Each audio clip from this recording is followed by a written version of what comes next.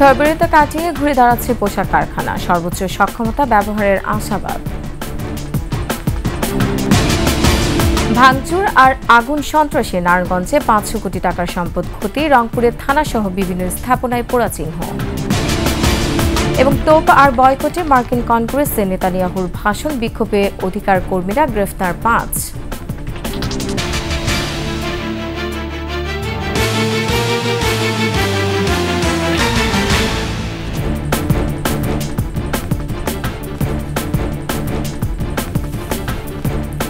শুনছিলেন first security ইসলামী bank PLC সংবাদ শিরোনাম। আমন্ত্রণ দুপুর 12টার 21 সংবাদে, সাথে আছেন রোমান আমিন। দর্শক, 21 টেলিভিশনের সংবাদ একই সাথে সরাসরি দেখতে পাবেন আমাদের ফেসবুক পেজ www.facebook.com/124 অনলাইনে। ইউরোপীয় ক্রেতারা সবচেয়ে বেশি কার্যাদেশ দেন জুলাই মাসে, কিন্তু গেল এক সপ্তাহ দেশে আমদানি রফতানি স্থবির থাকায় কিছুটা চাপ তৈরি হয়েছে পোশাক খাতে। ইন্টারনেট চালু ও কারখানা খোলার পর বিদেশি ক্রেতা প্রতিষ্ঠানের সাথে যোগাযোগ শুরু করেছেন রফতানিকারকরা। ঘুরে দাঁড়াতে সরকারের কাছে প্রয়োজনীয় নীতি সহায়তা চান উদ্যোক্তারা। তৌহিদুর রহমানের রিপোর্ট। কোটা বিরোধী আন্দোলনকে কেন্দ্র করে দেশজুড়ে নৈরাজ্যকর পরিস্থিতি সৃষ্টি হয়। প্রায় পুরো সপ্তাহে স্থবির ছিল দেশের ব্যবসা বাণিজ্য সহ সার্বিক অর্থনৈতিক কর্মকাণ্ড। নিরাপত্তা শঙ্কায় 85% রপ্তানি আয় অর্জনকারী তৈরি পোশাক শিল্প বন্ধ রাখতে হয়। বন্দর থেকে কাঁচামাল খালাস ও কারখানা থেকে উৎপাদিত পণ্য বন্দরে নেওয়া বাধাগ্রস্ত হয়। বাড়তি চাপে পড়েছেন পোশাক খাতের উদ্যোক্তারা। তারা বলছেন, জুলাই মাসেই ইউরোপ থেকে বেশি রপ্তানি আদেশ আসে। ইন্টারনেট সেবা ও কারখানা চালু হয়, ক্রেতাদের সাথে যোগাযোগ বাড়াবেন তারা। একই সাথে কারখানার সক্ষমতার সর্বোচ্চ ব্যবহার নিশ্চিতের উপর জোর দিচ্ছেন তারা। যে মালটা এই সপ্তাহে রিলিজ হয়ে ফ্যাক্টরিতে চলে আসার কথা ছিল, এই মালটা যখন আরও 2 সপ্তাহ 3 সপ্তাহ পরে আসবে, আমার সবচেয়ে হাইয়েস্ট প্রোডাকশন মান্থ এটা। এই মান্থে যখন আমি প্রোডাকশন করতে পারবো না, এই মাল কিন্তু কাস্টমার বলবে যে বানাই তুমি রেখে দাও, আমি 1 বছর পরে নিব, because by the time season will cause. আমাদের যত কুইক আমরা এই ইকোনমিতে সার্কুলেশন করতে পারবো, তত কুইক ইকোনমি রিকভার করবে। উদ্যোক্তারা বলছেন, পোশাক খাত ও সার্বিক রপ্তানি বাণিজ্যে গতিশীলতা আনতে সরকারের নীতি সহায়তা জরুরি। রপ্তানিতে প্রণোদনা বাড়ানোর কথাও বলছেন তারা।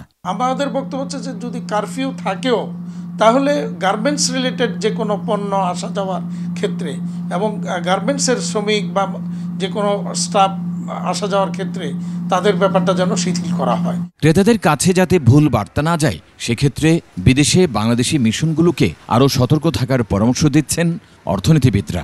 ওয়ার্ল্ডের মধ্যে second largest in garments export, সেখানে যদি আপনার এখন আমাদের সাপ্লাই চেইনে যদি প্রবলেম হয়, তাহলে ওইটা কিন্তু একটা উদাহরণ হিসেবে দাঁড়াবে। ব্যবসায়ীরা তাদের যে সমস্ত দাবি দেওয়া নিয়ে মাননীয় প্রধানমন্ত্রীর সাথে যে আলাপগুলো হয়েছে, এগুলোকে যদ্দূর সম্ভব সরকারের বিভিন্ন ডিপার্টমেন্ট এটাকে যাতে অ্যাড্রেস করে। ইতিমধ্যেই বন্দরের কার্যক্রম পুরোদমে শুরু হয়েছে। জাহাজ থেকে কাঁচামাল খালাস এবং রপ্তানি পণ্য জাহাজীকরণও চলছে জোরে সোরে। তৌহিদুর রহমান, 21 টেলিভিশন, ঢাকা। কোটা সংস্কারের আন্দোলনে তাণ্ডবকারীদের ভাঙচুর, লুটপাট ও অগ্নিসংযোগে নারায়ণগঞ্জে পোশাক কারখানা সহ বিভিন্ন সরকারি বেসরকারি অফিসে ক্ষতি হয়েছে প্রায় 500 কোটি টাকার সম্পদ। অন্যদিকে রংপুরে ভাঙচুর ও আগুন দেওয়া হয় আওয়ামী লীগ অফিস, থানা সহ বিভিন্ন স্থাপনায়। নারায়ণগঞ্জ ও রংপুর প্রতিনিধির তথ্য ছবিতে ডেস্ক রিপোর্ট। সম্প্রতি কোটা সংস্কার আন্দোলনের নামে নারায়ণগঞ্জে শহরময় ভাঙচুর, লুটপাট ও অগ্নিসংযোগ চালিয়েছে দুর্বৃত্তরা। ছত্রভঙ্গ করতে পুলিশের সাথে হয় ব্যাপক সংঘর্ষ। ঝালকুড়ি এলাকায় তৃষ্ণার্ত শিল্প পুলিশকে পানি পান করানোই এসবি পোশাক কারখানায় ভাঙচুর, লুটপাট ও আগুন দেয় দুর্বৃত্তরা। পোশাক কারখানার মালিকের দাবি, প্রায় 100 কোটি টাকার সম্পদের ক্ষতি হয়েছে তার।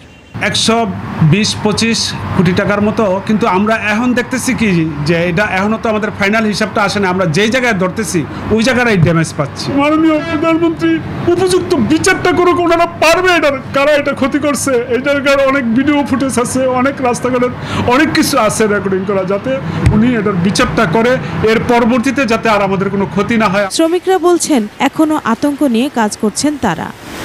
অনেক কষ্ট করে এখানে কাজ করতেছি, অনেক আতঙ্কের মাঝখানে। এখানে যারা লুটপাট করছে তাদের শাস্তি হোক। আতঙ্কে তো কিছু কিছু লোকজন আসতে পারতেছে না ভয়ে। মালিকের এমন একটা ক্ষতি হয়েছে, তাতে আমাদের অনেক কষ্ট লাগে। গত কয়েকদিনে জেলার 10টির বেশি সরকারি ও অর্ধশতাধিক বেসরকারি প্রতিষ্ঠানে ধ্বংসযজ্ঞ চালায় দুষ্কৃতিকারীরা। সংশ্লিষ্টরা বলছে নারায়ণগঞ্জে প্রায় 500 কোটি টাকার ক্ষতি হয়েছে। পুলিশ সুপার জানান, সহিংসতার ঘটনায় 9টি মামলা হয়েছে, গ্রেপ্তার করা হয়েছে 309 জনকে। এদিকে রংপুরেও ঘটে সহিংসতার ঘটনা। বেতপট্টি এলাকায় মহানগর আওয়ামী লীগ অফিসে হামলা চালিয়ে আসবাবপত্র ভাঙচুর ও লুটপাট করে আগুন ধরিয়ে দেয়া হয়। জেলা আওয়ামী লীগ কার্যালয় ও রংপুর মেট্রোপলিটন তাজহাট থানায় হামলা চালিয়ে আগুন দেয় দুষ্কৃতিকারীরা। পুলিশ কমিশনার বলছেন, পূর্ব পরিকল্পিতভাবেই এসব তাণ্ডব চালানো হয়। পরিকল্পিতভাবে দুষ্কৃতিকারীরা, জামাত বিএনপির সংঘবদ্ধ সন্ত্রাসীরা বিভিন্ন পুলিশি স্থাপনা সহ বিভিন্ন সরকারি দপ্তরে ব্যাপক ধ্বংসযজ্ঞ, অগ্নিসন্ত্রাস, নাশকতা চালিয়েছে। বিভিন্ন মাধ্যমে পাওয়া ভিডিও অডিও পরীক্ষা করে 500 জনকে চিহ্নিত করা হয়েছে। মামলা হয়েছে 8টি, গ্রেপ্তার হয়েছে 75 জন।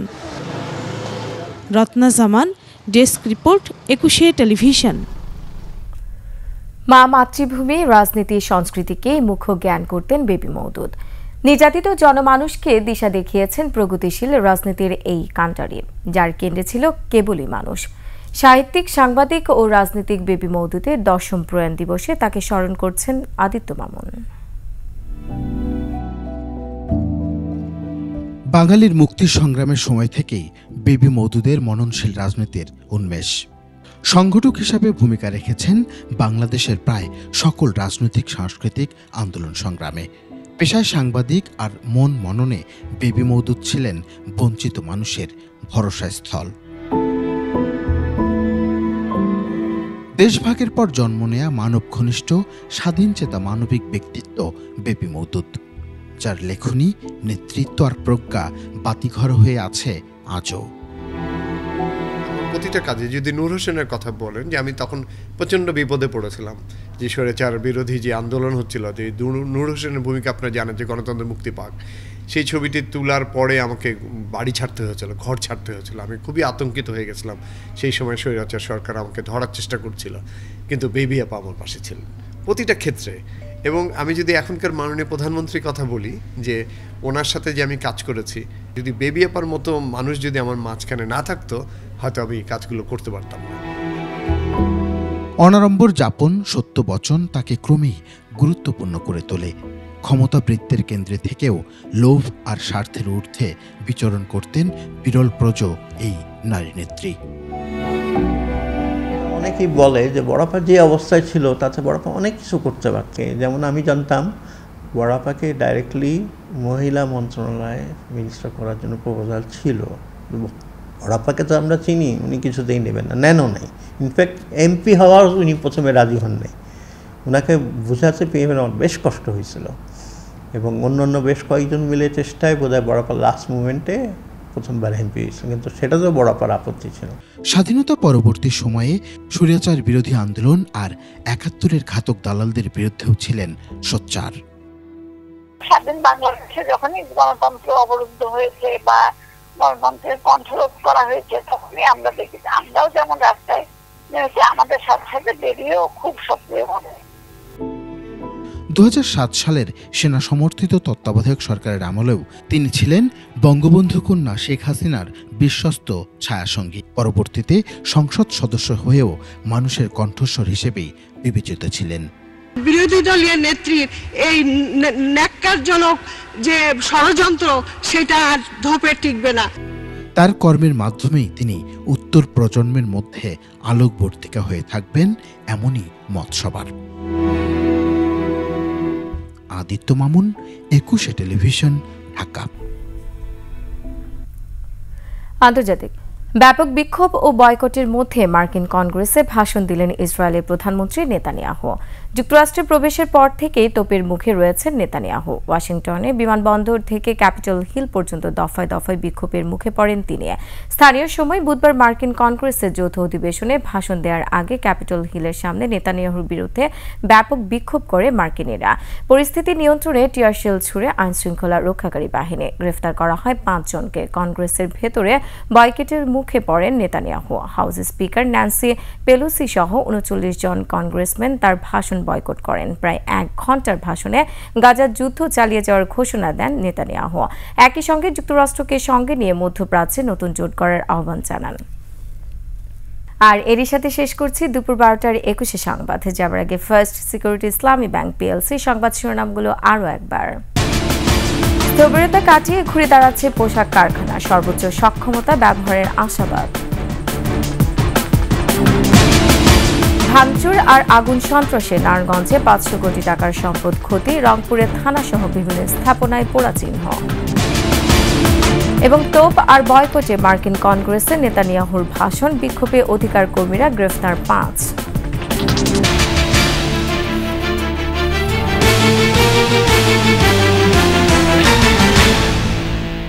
দর্শক, সর্বশেষ সংবাদ জানতে ডায়াল করুন 2021 নম্বরে আর ভিজিট করুন 21-tv.com এই ওয়েবসাইটে। এছাড়া ফেসবুকে ভিজিট করতে পারেন facebook.com/2124 অনলাইনে।